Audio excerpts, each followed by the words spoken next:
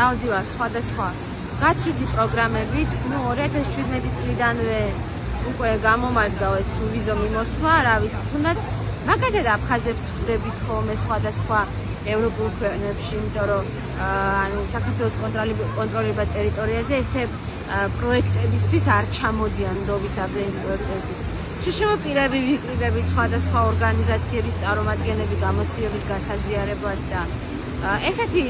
რაღაც პროგრამები შეიძლება ორი კვირით ადრე გაიგო, უცებ რაღაც შეავსო და წახვიდე. მანამდე 2015 წელს როცა მომიწია პირველად ევროკავშირის ქვეყანაში გამგზავრება,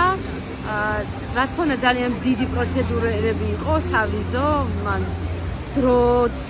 რა ვიცი, 1-8 საბუთის მოგროვება დამჭირდა, მაშინაც კი მოგვაწოდეს ეს საბუთები, ვისაც მივყავდით, მაგრამ შედარება არ არის ახლა. ყოველ ჯერზე დავუშვათ წელიწადში შეიძლება თვეში ერთხელ გავდიოდე ქვეყნიდან და ყოველ ჯერზე ესე დამჭირდება რომ რაღაცა ვამტკიცო რომ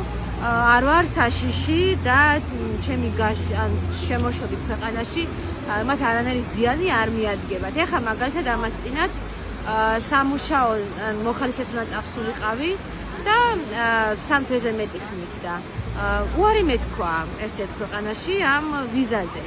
და გამოდის რომ უვიზო მიმოსვლა რომ არ იყოს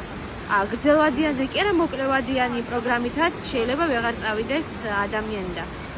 რა თქმა უნდა ეს ძალიან დიდი სირთულე არის ყველანაირად ხო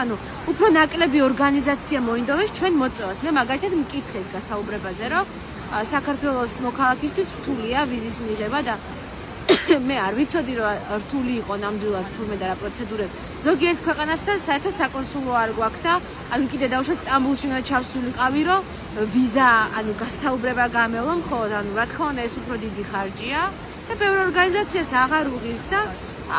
ეს ძალიან დიდი იზოლაციაში მოგვაქცევს ხა რა თქმა უნდა ამას საუბარი